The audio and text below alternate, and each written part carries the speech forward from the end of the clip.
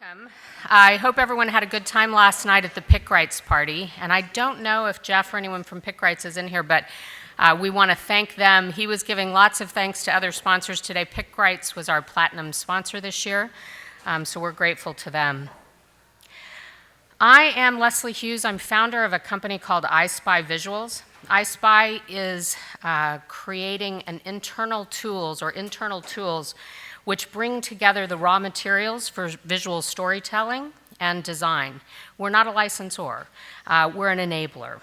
Users can search across providers, collaborate with peers and clients, and work on projects, all within iSpy, saving huge amounts of time and money, we believe. And when ready, they click to directly purchase from you all. So I'm also a partner in a company called Visual Steam, which focuses on digital strategy, visual storytelling, and marketing. And so that's enough about me. I think it was interesting when I heard this morning that you have to have that little shameless self-promotion. My least favorite thing of these things is giving my own introduction. So I have a long history in the stock images space. I started as the head of worldwide sales for a company that some may remember called the Image Bank. And my time in stock was highlighted when I was president of Corbis Images during a time when we grew the business nearly 15 times to over 130 million and became the #2 image licensor. Corbis is gone now, and I think that's part of what this conference is about.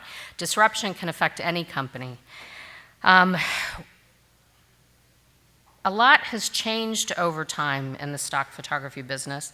The internet is now fully driven by visuals, and visuals are being replaced at record speeds. The use of visuals has not only increased, but it's increased dramatically so. And a few years ago, we started seeing the emergence of free content being mentioned by clients.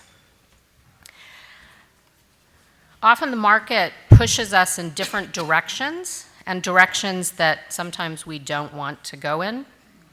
For those that have been in the industry a while, you remember probably in the late 90s when photodisc and digital stock popped up. They were the first original royalty-free players.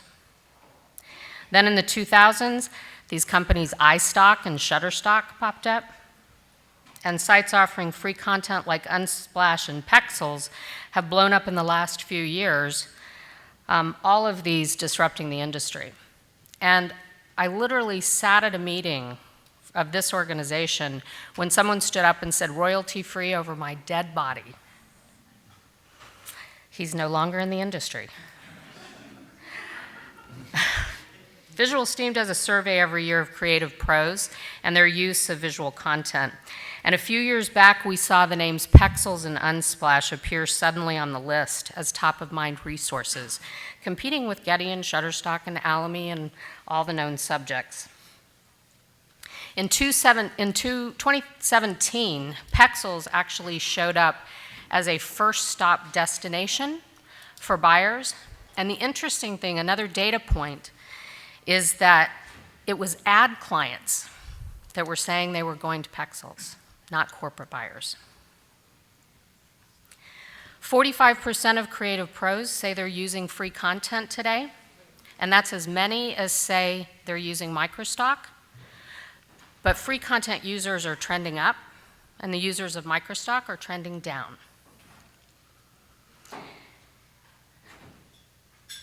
Unsplash boasts 1.7 billion, with a B, API requests per month. Pexels has over 500,000 free photos, and artists are uploading 50,000 images per month.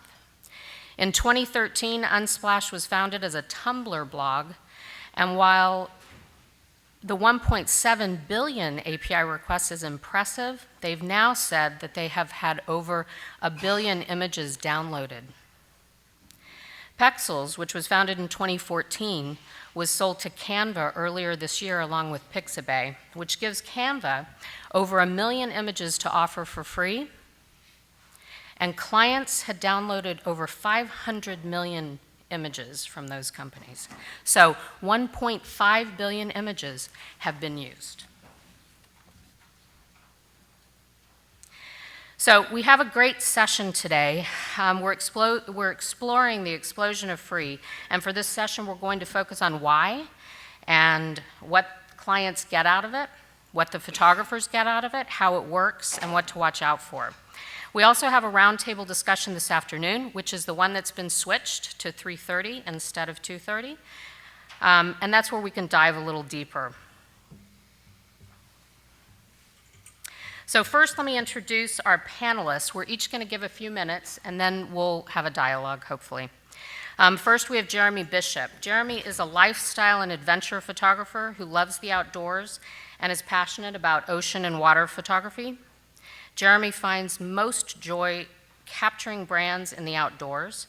Whether it's underwater, camping in the redwoods, or trekking to waterfalls, it's the journey alongside the brand that sparks his creativity and organic imagery. For the past 4 years, he's been running campaigns and working with clients such as Chris Burkard, Lululemon, Sperry, Jeep, Square, and Parlay TV.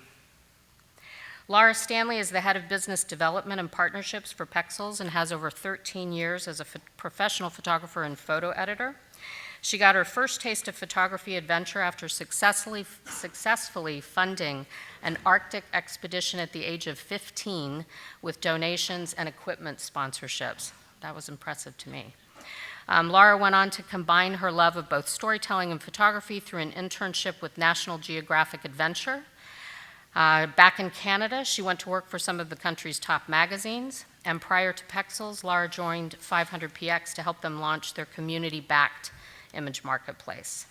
And last but never least is Nancy Wolf. In addition to being DMLA's counsel, she's a partner with Cowan, Debates, Abrahams, and Shepherd, which has offices in New York and Beverly Hills. She represents a wide range of creative individuals and companies in digital media, art law, licensing, and publishing. She's now part of the firm's litigation practice and supports the firm's entertainment practice. In addition, she has received significant recognition for her expertise in copyright law and is the immediate past president of the Copyright Society and a member of the ABA IP Task Force on Copyright Reform.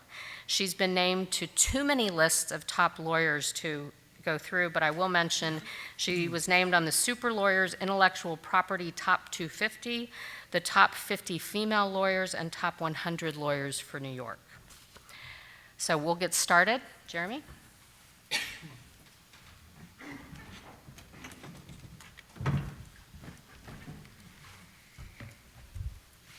How's it going, guys? So I'll just share a little bit about what I do. I mainly do outdoor and lifestyle photography based out of LA. Unfortunately, we got a fire, but there's always fires in California. So my passion is ocean and water photography. Water, the ocean, pretty much makes me feel alive. Love shooting in it. And favorite subjects, ocean, surf, landscape, those are the three. Why I do it. So why do I put my photography up for free for anyone to use? So I'll just tell you a little bit about where I started. I started as a designer, graphic designer. I freelanced, saw the need for free photography, but also for good photography. Secondly, I knew I could create better images. That was simply why I jumped into it. But mainly, I felt the desire to help people creatively because I was in their shoes. And also, there was a community of photographers. That just made it kind of easy to meet people. That's pretty much the main thing. And it was fun just talking about what other photographers were shooting, gear, all that, etc. And also, I jumped into it for the main business reason to gain recognition and downloads. That was the sole purpose. And so I'll kind of jump through and guide you through that journey. And why I stayed in it, I think this is crucial. I saw progress and an increase in downloads. That was the main piece to where I was like, okay, like maybe I should stay in this. I started participating in challenges and prizes, and that was a way for these websites to get photographers involved. They did a good job at it. I think we all love challenges and proving in some manner that we shot a good image. Prizes, I've been able to win a few over the years, which have been pretty sweet. Recognition leads to licensing. That goes back to why I jumped in it. It's been pretty good being recognized through Unsplash. I jumped into it early with them, and I was able to get a lot of downloads and views, which led to more recognition. And connecting with brands, that was huge. There's a lot of partners with these websites, and so they'll come to companies and say, hey, do you know any photographers in this area? I'd love to partner. So that's how I connected with brands. And there was a community with the Unsplash team. They made it fun. They made it easy for photographers to collaborate. And also positive feedback and success stories. So this just means kind of feedback that I've gotten. People have emailed me saying, love your work. It's helped me through this season in life. I just got an email like last month, and it was pretty rad. She was just saying like, you know, I'm bedridden and I enjoy your work. Like, it makes me feel like I'm in the ocean. Getting that email has been amazing. And was it worth it? This is maybe going to answer most of your guys' questions for those who think what I do is crazy, offering my photos up for free.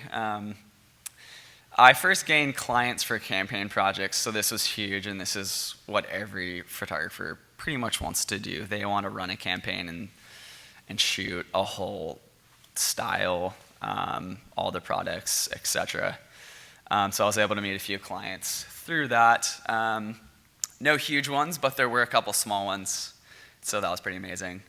And I was able to get a lot of small licensing contracts and a few big ones. And some of you guys are probably like, how'd you get licensed if you're offering your photos for free? I was able to take another avenue to where they're like, hey, we want a photo that nobody has seen before. And so that took steps towards that. It was a free marketing tool to new markets. So using these websites as a marketing tool to kind of show myself and to get recognized. So that was an avenue for me to take because the market's so saturated with photographers. Lastly, challenges and prize money. Definitely was worth it winning those, like from drones to cash prizes and many more. Worldwide views and downloads. So people from across the globe are coming to Unsplash because that's who I started with. And I saw, like, they would give you stats, and I saw people coming worldwide, and I'm like, this is amazing. Like, there's no way I could reach a wider audience than this website. And then just like a little glimpse in 2019, I was able to make, like this year so far, I was able to make 6,000 with just licensing, so that was pretty rad. So yes, 100%, it was worth it. Yeah, thank you.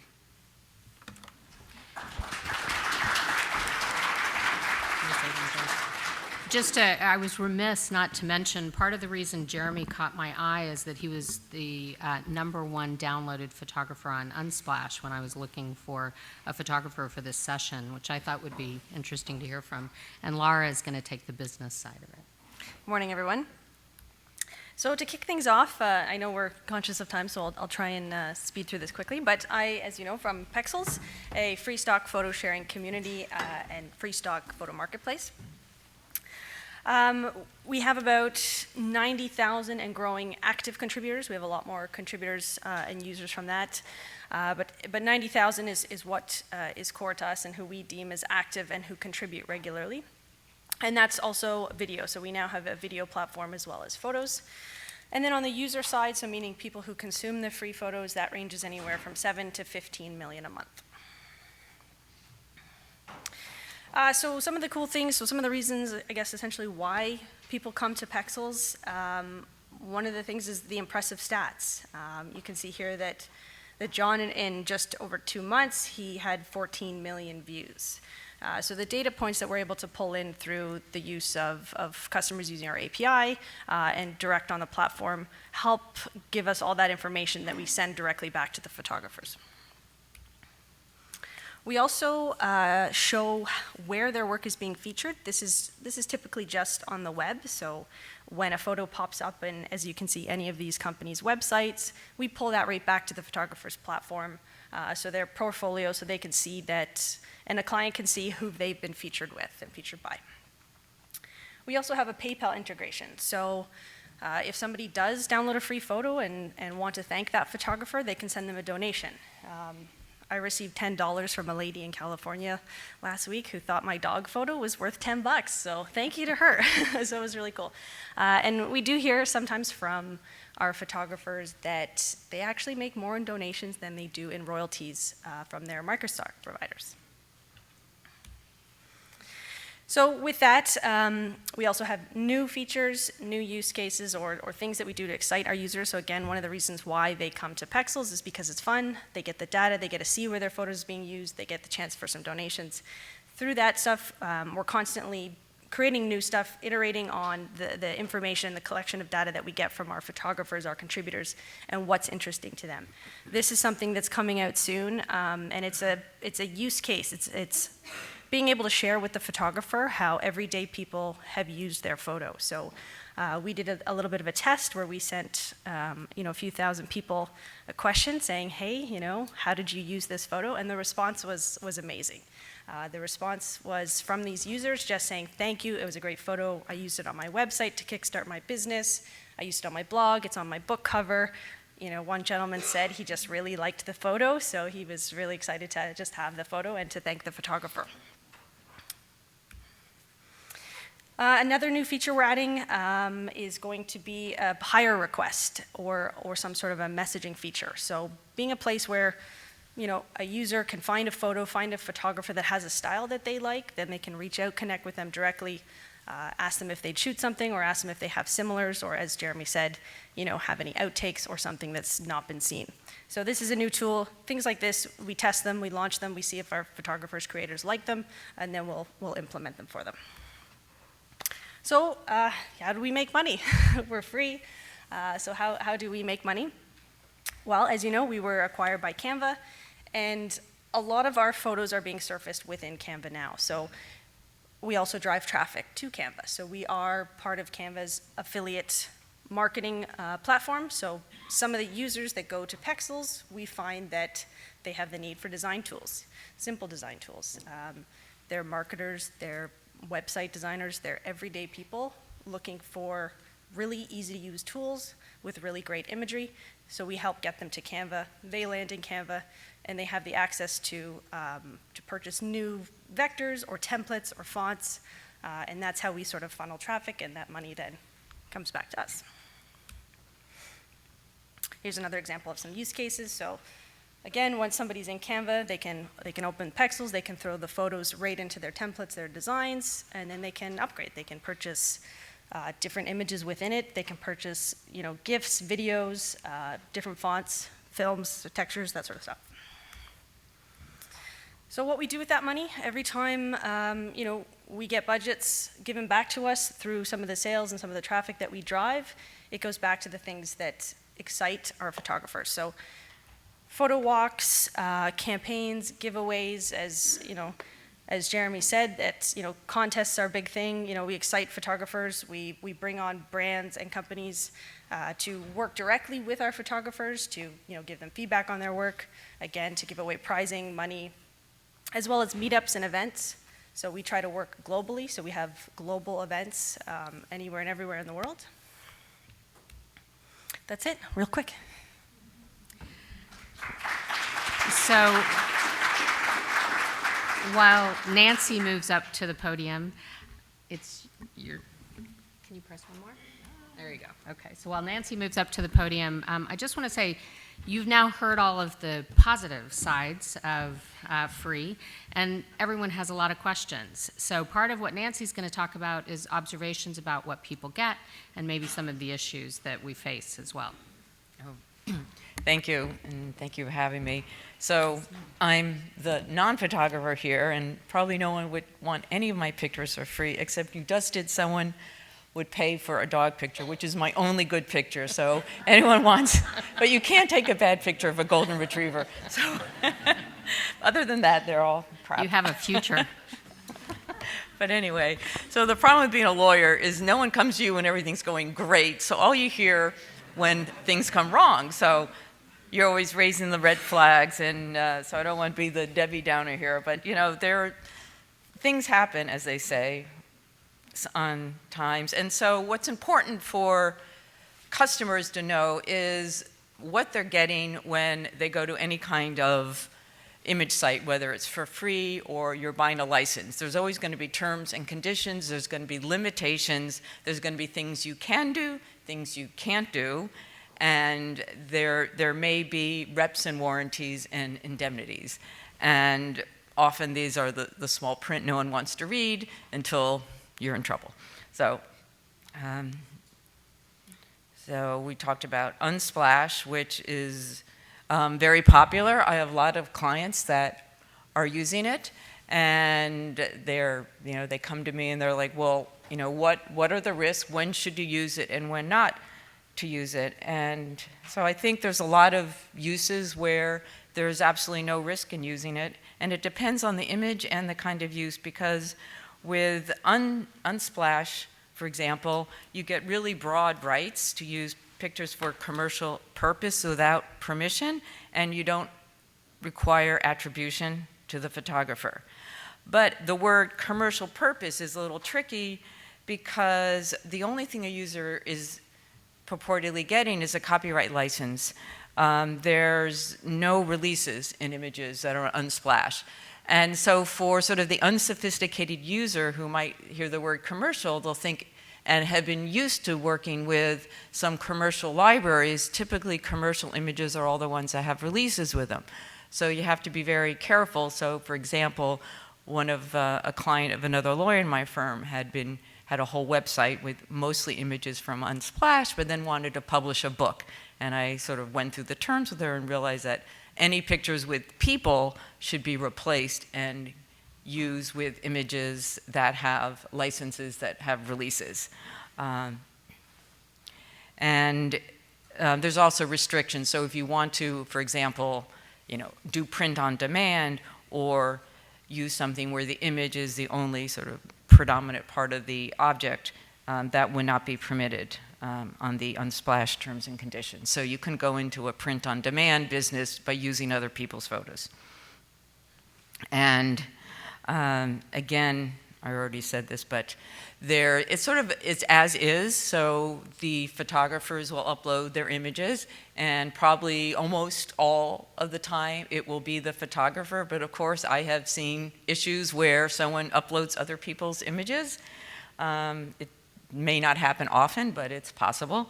And so things really are as is, where if you go to some sites where you're paying for a license, you will get a company that will stand behind the image. So if someone claims that they're Jeremy Bishop and they're not, there'll be someone else will handle that claim for you.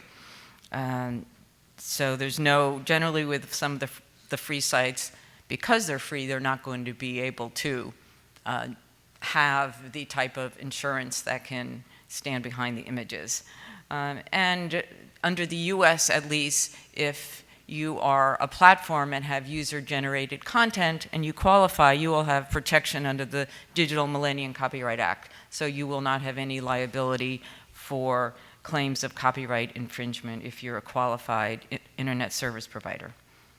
And often there's similar restrictions on the unpaid as well as the paid content.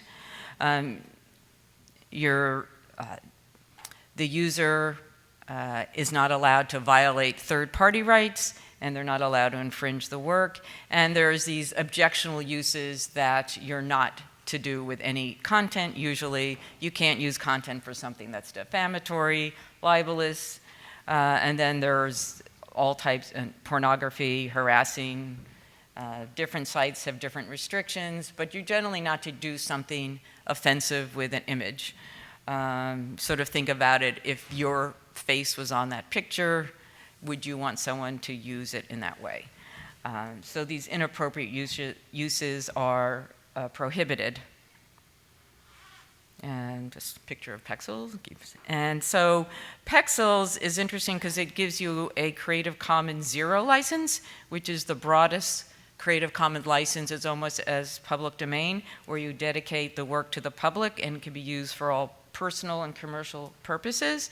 They also have some non-CCO licenses that are broad, royalty-free, but they also don't require attribution or selling of unaltered copies. It's also under German law, the contract. Again, it's similar with other free sites where there's no third-party clearances. You have to do your own third-party clearances yourself. No sensitive use, no illegal content, no using it in a illegal way, or any way that would be defamatory and discriminatory. And with defamatory, usually an image itself is truthful, so it won't be defamatory. But how you caption an image or the juxtaposition of other content could really change the meaning of an image. And as a platform or an image seller, you never know how your customer is going to use an image. So that's where you would want language in your terms of use to protect you as a platform for what your customer might do. And as with most images, you can't grant a trademark use because then no one else could use the picture. And you don't want anyone competing with your platform and just collecting images to make their own platform. So everything, again, is as is, and you don't need attribution.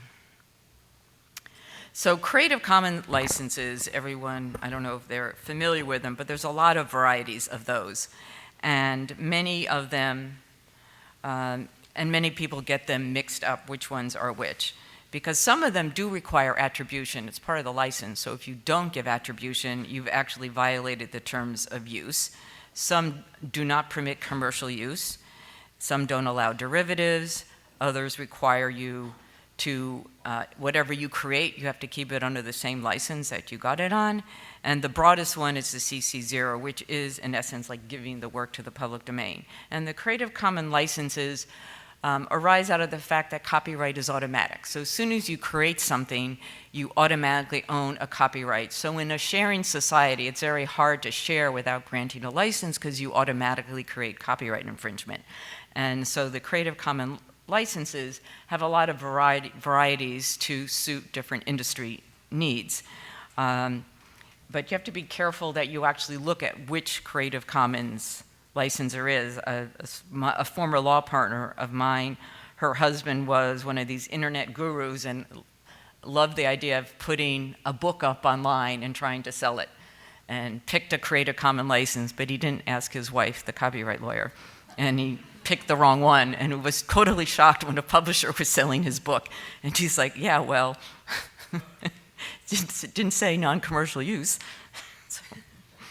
So with the Creative Commons license, it's also the mystery black box. When someone uploads content and puts a Creative Commons license on, there's no way to verify that the person uploading it is actually the owner and is authorized to put a license on it.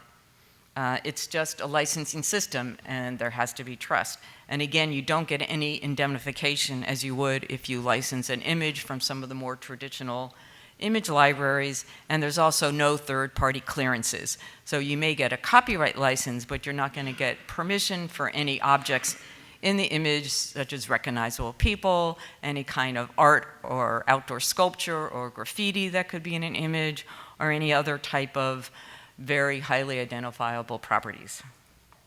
And with paid-for content, you may, and you have to look at the terms and conditions, but typically you will get indemnification if a claim arises and you use the content in a way that's authorized.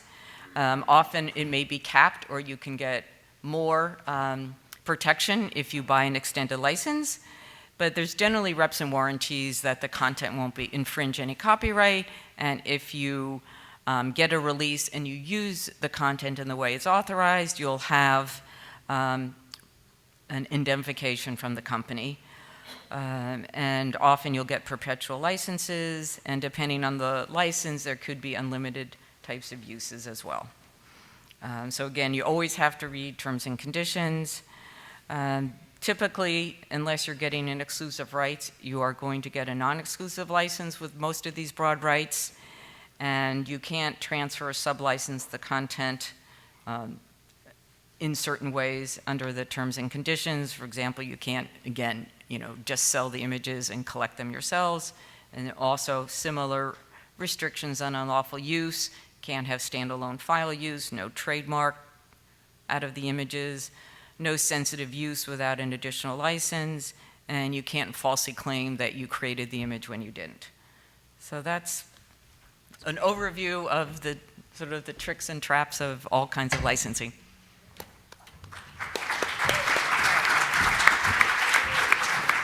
Okay, so I hope one of the messages that comes across with the presentations is that free content is here to stay. And I think the issue for people who have concerns about it is trying to figure out if you fit into that space at all and how you fit in. And for those that are concerned about it that don't want to fit in, what the implications are of that. I mean, free content is here. Now, that doesn't mean that it's appropriate, as we've heard, for everything. So what we tried to do with bringing Laura and Jeremy here is give you the opportunity to ask questions from a business perspective as well as from a photographer's perspective.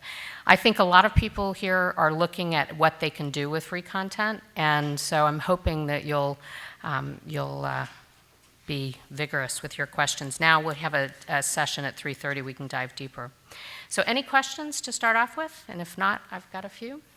But I think there's a session on artificial intelligence that's going to be talking about how companies can start using artificial intelligence. We talked a little bit last year to address keywording. Everything from take the information that's on the device that it was shot on, of where it was, when it was located, and then actually going further. So I have no knowledge. Do you want to speak to that? Yeah, no, so just to answer your question on and happy to share what we do, we give the photographer the option to put in some keywords, but it's not mandatory. So we like to have as little blockers as possible because, of course, we're looking for copious amounts of free photos. So we give them the option, and we will take those keywords, and if they're relevant, we'll apply them. And so our images go through a first pass, like an AI, and applies them, and then we actually have a team of humans that goes in and cleans them up. I think that's where a lot of our successes come from, ensuring that the tags are clean and put in according to how our users search and how traditional stock users search, and are relevant. So.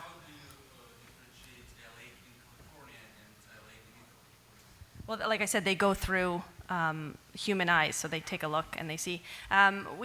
With editorial stuff, though, we do take a quick pass at things, and we will not accept things. So we've got millions of photos on Pexels, but some of them don't ever see the light of day because they're either too editorial, they're not relevant to how our users would use them. Stadiums, sports games, that sort of thing. Depending on what our reviewers see, then they won't get surfaced again. So it goes through an approval and a rating system.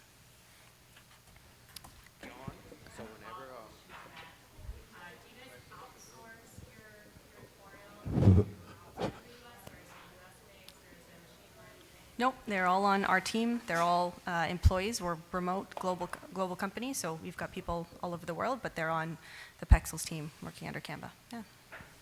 Can you all hear the questions being asked? Okay, I'll repeat the questions. Yeah. Paula? I have a question for Laura. So our main client base are people working in scripted programming or features.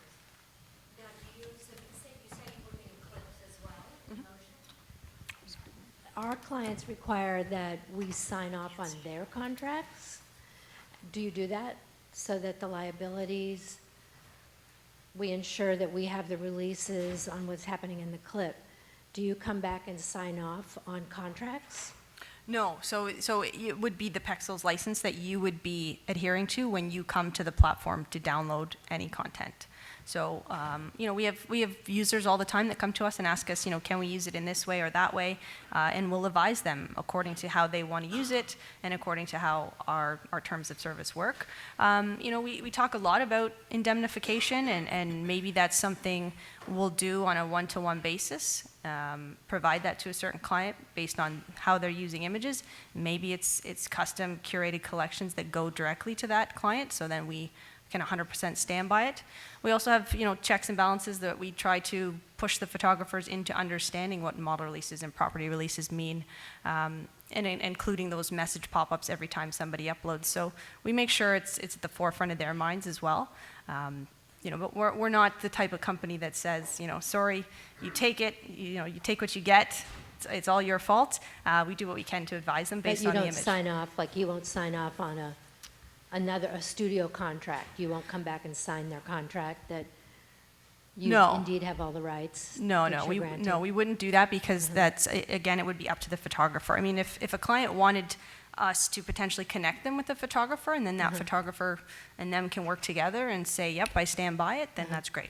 And do you ask your photographers to carry E&O insurance or anything like that? No, I mean, No. if we were going to commission a photographer, maybe we're working with the brand and we're going to do a custom shoot where we're sort of putting our backing behind a couple of shooters, then yes, we'll put a contract in place with that photographer. But because it's free, you feel there's no need? No. Okay. So this is a good place to say, like with most things, this is not a solution for all clients, right? And it was interesting, I mentioned in the opening that when we started to see these free agencies pop up on the survey that Visual Steam does, it was ad clients. And so we talked to a couple of them because it kind of surprised us. I could see corporate marketing or small, using for websites, but they were using them for small uses, something they needed quick and easy. And those seem, well, I'll say, so quick and easy seems to be one description, and the other is price or lack thereof. So those two things, the fact that it's simple and it's free, make it very useful. But at least in the ad world, the people that we talk to, they're not using it for, and Paula, I doubt any studios are going to use these kinds of images. Although they often do studio books, follow up. So I think they'll even have uses for them, but just not at the level. What happens is that the editors will drop it in, and then they find later like, oh, no. The old days of the rips. Yeah, exactly. So, yep. Yes. I have a hard time understanding, this is for Laura mostly, the business. I understand the attraction to consumers of free content, of course. And you mentioned before that part of your revenue comes from Canva, right? So my understanding is that through Canva, consumers have to pay the same photos that they could get free from Pexel. Is that right? No, that's not correct. So Pexels images are surfaced within Canva's design tool. Within their design tool, they actually also have some paid images as well as vectors, illustrations, videos now, GIFs, all kinds of other apps that people can utilize. And they also have an in-house design team. So that design team is taking images, fonts, and they're creating templates. So you have a birthday party coming up. You need a flyer, you need a deck, you need a presentation. We give you thousands of templates that are already made. They're actually watermarked within the product until you're ready to export your design. Once That you they're paying export- for, right? Yes, once you export your design, that's when you pay.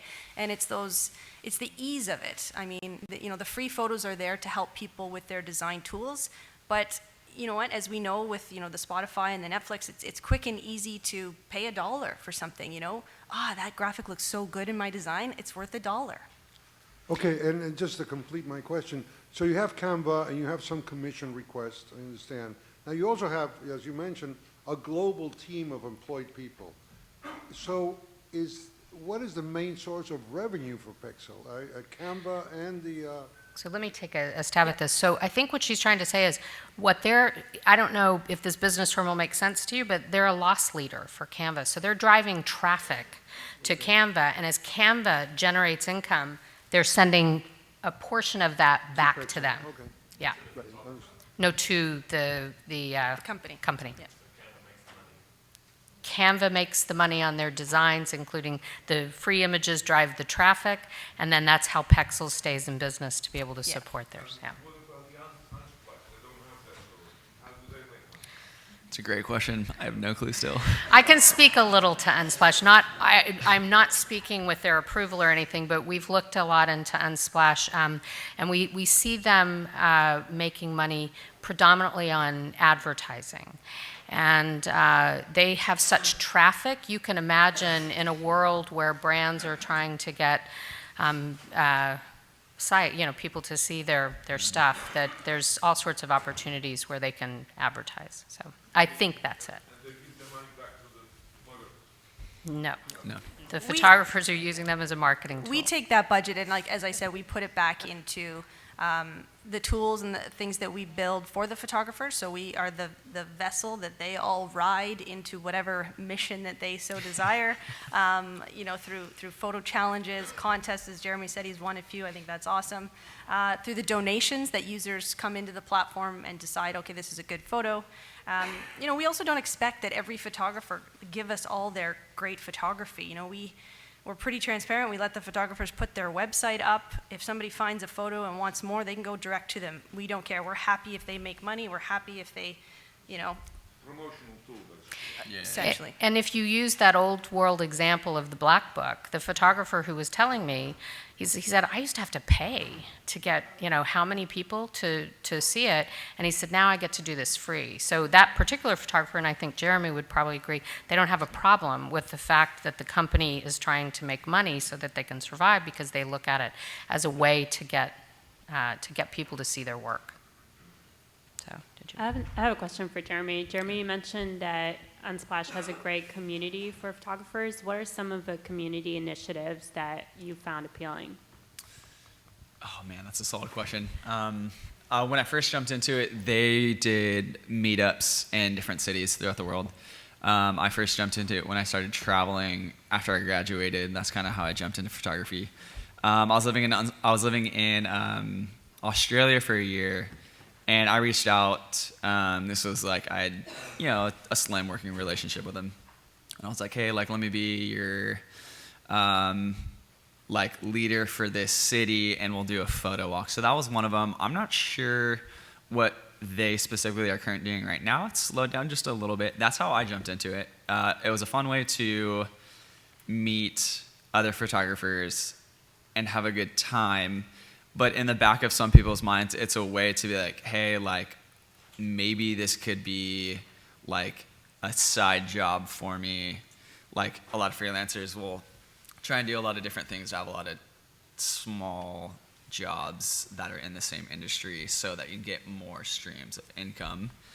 That was the main way that I jumped into it. Can you talk about the prizes a little? You said the competitions. Yeah, that one, there's been a lot of different prizes. Pexel had one recently. It was for a drone. That's massive. That's huge nowadays for photographers. So if there's hey, you'll win a free drone, so many people are going to jump right into that right away. I was fortunate enough to win that. I knew the photographer who was choosing it through Instagram. Didn't know him well, but it was one of those things where it's this guy's massive. Everyone knows him. Really talented videographer. And it's just funny because it all circles around to where it's he chose my photo. We're in the same industry. He's 2 people away from knowing him. But anyways, that was one of them. That was the main one. Other ones were small cash prizes through smaller stock websites. I kind of started looking at that because not a lot of big photographers will put photos up on there. So I felt that I had good images to where I could win just those small cash prizes here and there. That was a good one. Prizes for sure, drones, whatever it is, camera gear, that's always a winner for sure.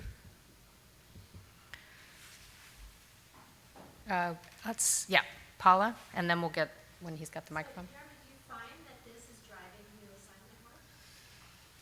assignment work? Yes, it may have took 3 or 4 years, but yeah.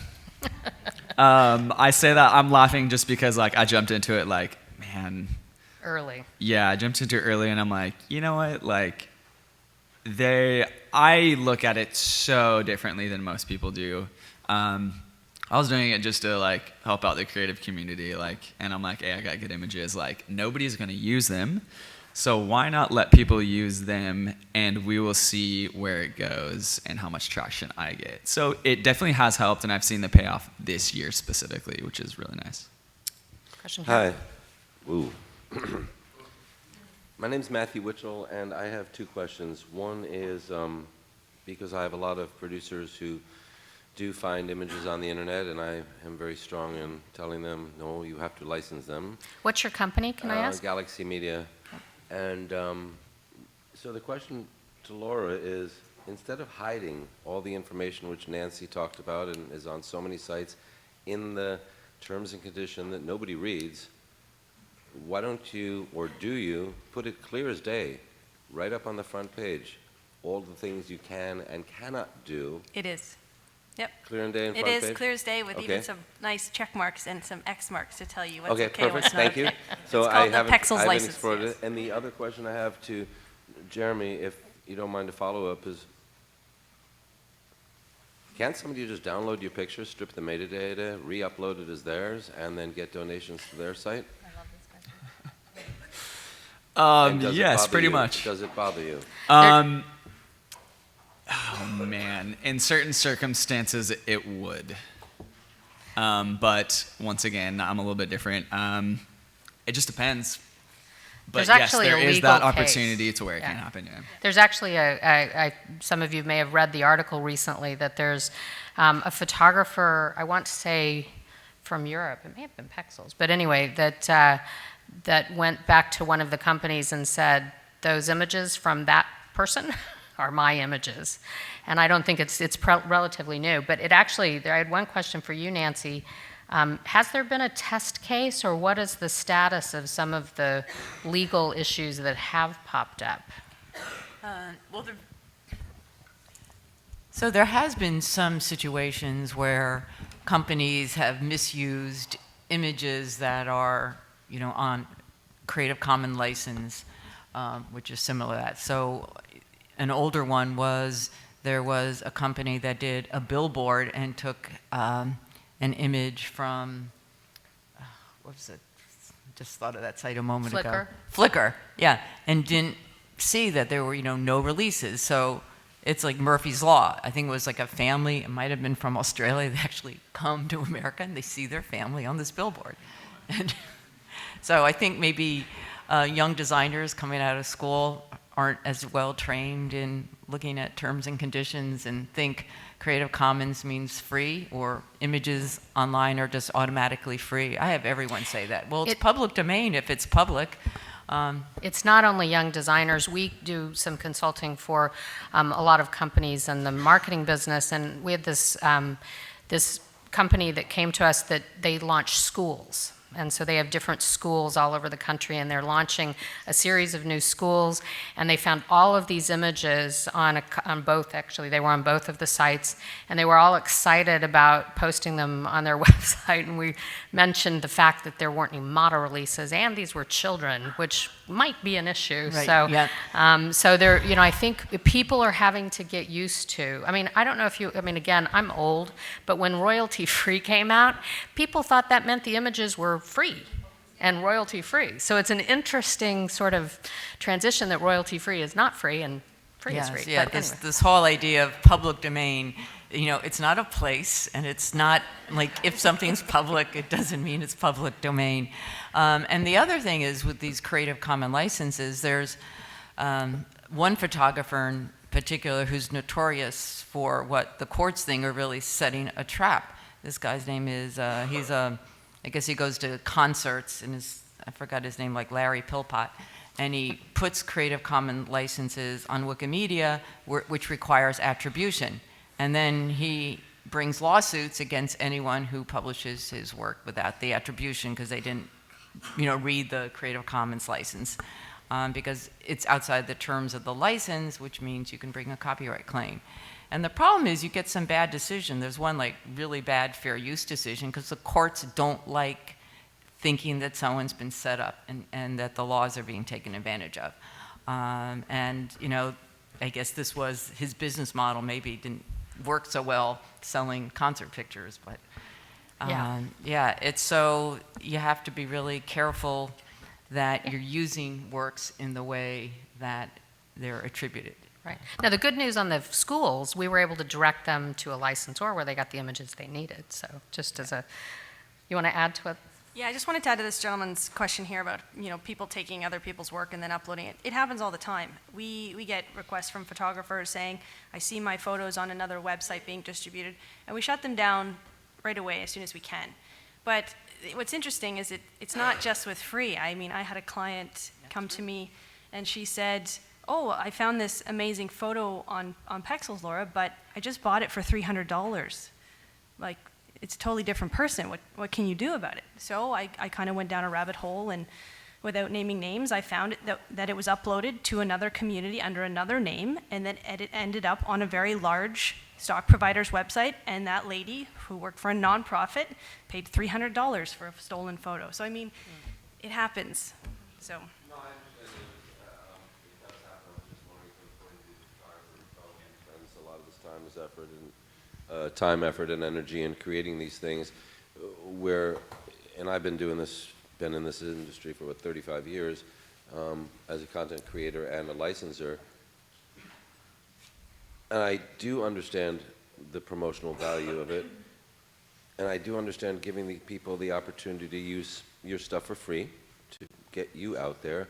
But what would be so wrong, and not to sound like an old guy, with simply uploading lower res files that people can use, and when they want to use the high res, just like a comp in any standard agency, then they reach out to you, and you could sell it to them for $50, $100, $500. You put a lot of work into it. You're talking about, wow, I could win a drone. Camera equipment, your time, your post-production, you put a lot of effort and love into it, and I'm wondering, why would you just give it away? Yeah, so that's actually what goes down. So they're all the ones that I'll upload are pretty much all low res. Low res, and when they reach out to me, a lot of them do, not all of them, but they'll say, "Hey, can I use it?" And I'm like, "Yes, you can." And I just say, if you're looking for anything bigger, like I charge for it. So there is like some standard business model around it. It's very small. It's definitely happened because most people are like, "Oh, I need the high res to use it for a lot of things," and it definitely does work. So yeah, it's a good business model. Yeah. One thing to think about is if you look at the software space, there's been forever a lot of theft in the software space, and then you had these companies that started creating open source. Thank you. I was looking for the word. Open source content. I don't know that I don't have any data to say that this is part of what drove this, but people have been stealing content for a long time. And we choose to go after the ones we think we might have the ability to recover from, right? So the one thing we need to think about is that having access to free content hopefully is also reducing the number of images that are just stolen because they can't afford it or don't want to take the time or just lousy people, whatever. So I think there is a place for that. All right, we have time for one more question here. Okay. And Andrea's running. Good job, I got the gym. Thank you. This is a question for Nancy, which is, and everyone may know the answer, but I'm not sure that we've heard it here in this session, which is, tell us about the importance of copyright registration in the process of enforcing these copyrights. Oh. Okay, yeah, that is a different question. In the U.S., if you're a U.S. author, you're not entitled to even go to court unless you have a copyright registration. If you're a foreign author, you can bring a claim under the Berne Convention Treaty. But without the registration, you are not entitled to statutory damages. So you have to register before the infringement in order to ask for attorney's fees, not guaranteed, and to ask for what's known as statutory damages, which is kind of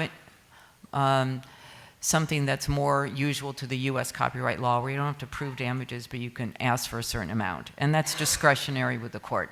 So you really don't have any right or remedy without registration. And hopefully, and I don't know when we'll talk about it, but hopefully copyright small claims will, now that pass a House, will go to the Senate, and that may bring more opportunities to have a place for creators to enforce their copyright.